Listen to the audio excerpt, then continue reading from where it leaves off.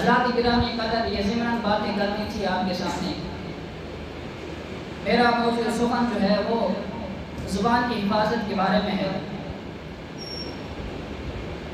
کلام الہی ہے کہ رب تعالیٰ نے ارشاد فرمایا ما یلفظ من قول الا لدیہ رقیب عتید، فرمایا کہ جو الفاظ ہم ادا کرتے ہیں تو ایک محافظ ہم پر رب تعالیٰ نے مقرر کیا ہوا ہے، وہ ہمارے الفاظوں کو لکھتا ہے، ہمارے کلام کو لکھ لیتا ہے۔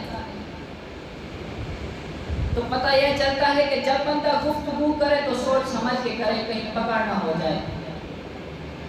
اس لیے حضور کائنات صلی اللہ علیہ وآلہ وسلم نے ارشاد فرمایا کہ من صمت فقد نجا، جو خاموش رہا وہی نجات پا گیا۔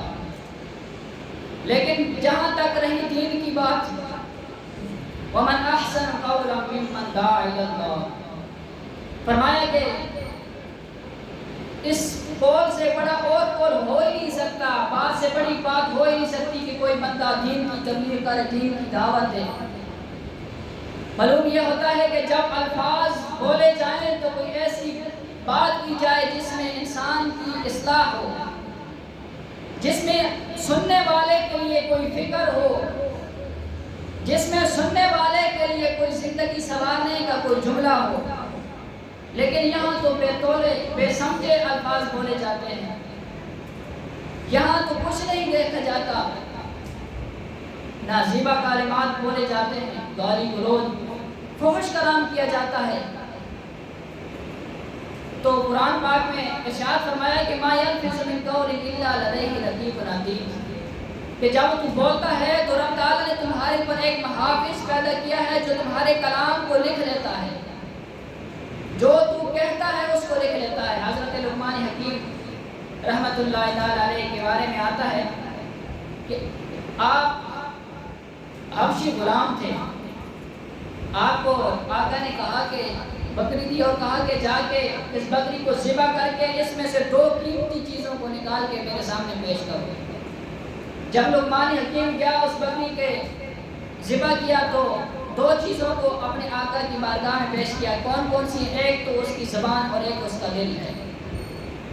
اور دوبارہ یہی معاملہ کہ آقا نے دیا کہ جا کے پھر ذبح کر کے پھر تو بدترین چیزوں کو پیش کیا جائے میری بارگاہ میں۔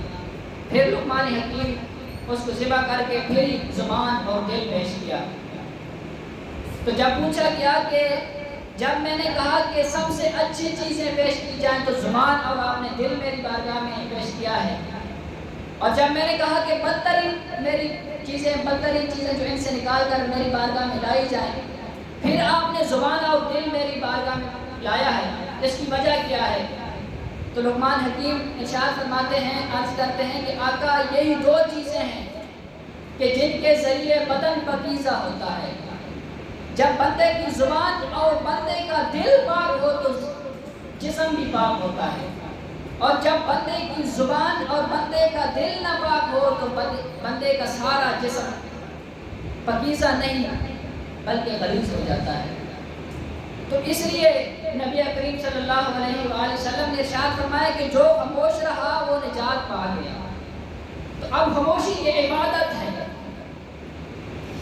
دناشمس فرماتے ہیں کہ یہ بڑی بات نہیں ہے کہ گفتگو پہ گفتگو باتیں کر باتیں، یہ بڑی بات نہیں ہے، بات بڑی یہ ہے کہ بات کو کہاں پر کرنا ہے، کس موقع پر، کس محل کو کون سی بات نکالنی ہے۔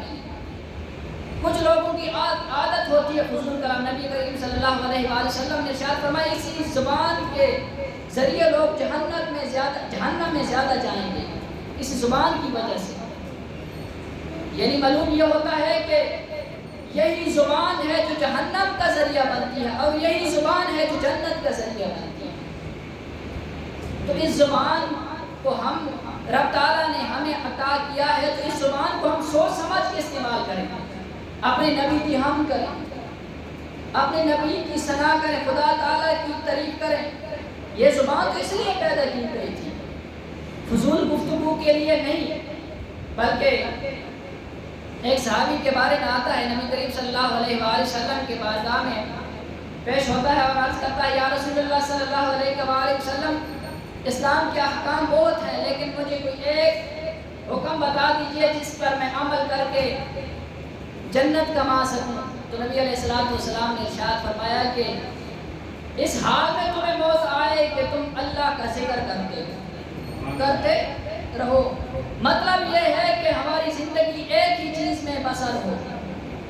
جب ہم سے کوئی کلام صادر ہو، جب ہم سے ہمارے منہ سے کوئی الفاظ نکلے تو اپنے خدا کی وحدانیت کے نکلے، اپنے مصطفیٰ کریم صلی اللہ علیہ وآلہ وسلم کی تعریف کے بارے میں نکلے، تو یہ تقاضا کرتی ہے ہماری زبان ہم سے، اور وہ کہتی ہے کہ تمہارا کام زبان یہ جو ہے اس کو کنٹرول کرنا بہت بڑی چیز ہے۔ نبی کریم صلی اللہ علیہ وآلہ وسلم کا ارشاد ہے کہ جو بندہ دو چیزوں کی ضمانت مجھے دے دے میں اسے جنت کی ضمانت دیتا ہوں۔ دو چیزیں، پہلی چیز یہ ہے کہ جو دو جبڑوں کے درمیان ہے اور جو دو ٹانگوں کے درمیان ہے، تو مطلب یہ ہے کہ یہ کوئی چھوٹی چیز نہیں ہے جس کی ضمانت نبی کریم صلی اللہ علیہ وآلہ وسلم مانگ رہے ہیں۔ تو اس کی ضمانت کے لیے نبی کریم صلی اللہ علیہ وسلم نے فرمایا کہ اگر بندہ یہ ضمانت دے دے کہ میں اس زبان پر کنٹرول ڈالوں گا، میں اس زبان کو لگام ڈالوں گا، تو پھر میں اس کو جنت کی ضمانت دیتا ہوں، اس کو جنت کی بشارت ہے۔ اب اس سے بڑی کرامت کی بات اور کون سی ہو سکتی ہے کہ ہم ان دو چیزوں کو اپنے کنٹرول میں رکھیں۔ اس لیے صوفیاء کرام کے بارے میں یہی آتا ہے کہ وہ بیابان میں جا کے ذکر الہی کیا کرتے تھے، جب بھی اپنی زبانوں کو کھولتے تھے تو ذکر الہی سے اپنی زبانوں کو لبریز کرتے تھے۔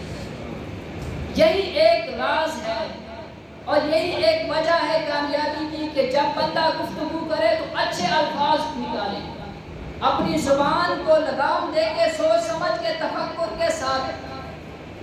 ہمارے معاشرے کے اندر سب سے بڑا فتنہ جو ہے وہ زبان ہے، تو زبان ہم اتنی غلط استعمال کرتے ہیں کہ حضرت علی کرم اللہ وجہہ الکریم کا قول ہے، آپ فرماتے ہیں کہ یہ جو زبان کا زخم ہے یہ تیر کے زخم سے زیادہ ہے۔ تیر کا زخم ٹھیک ہو جاتا ہے لیکن یہ زبان کا کیا ہوا زخم کبھی ٹھیک نہیں ہوتا۔ تو حضرت علی رضی اللہ تعالیٰ عنہ ارشاد فرماتے ہیں قول سے یہ واضح ہوتا ہے کہ ہمیں زبان کا زخم کسی کو بھی نہیں دینا چاہیے۔ جب بھی کسی کے ساتھ جتنے منٹ کی گفتگو معلوم یہ ہو کہ ہاں تربیت یافتہ ہے، اس کے دل میں اس کے من میں دین کا چراغ ہے، ایمان کا چراغ ہے، تو اس لیے خالق کائنات اپنے قرآن کے اندر ارشاد فرماتا ہے اِنَّكَ لَعَلَىٰ خُلُقٍ عَظِيمٍ۔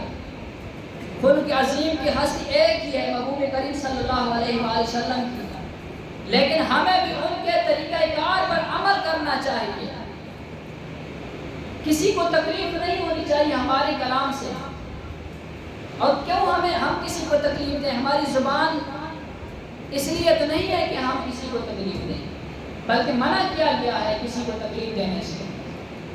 رسول کریم صلی اللہ علیہ وآلہ وسلم نے مسلمان کی تعریف بیان فرماتے ہوئے فرمایا من سلم المسلمون من لسانہ ویدہ، مسلمان وہ ہے جس کے ہاتھ سے اور زبان سے مسلمان محفوظ رہے۔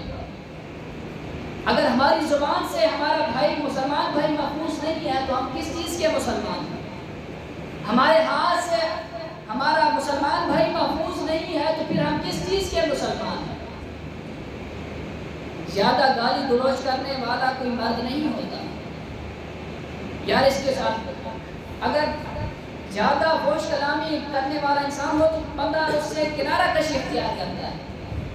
تو دیکھیں نا، ایک بندہ وہ اپنی زبان اتنی بری استعمال کرتا ہے، اس کے ساتھ لوگ بیٹھنے کو بھی پسند نہیں کرتے، اور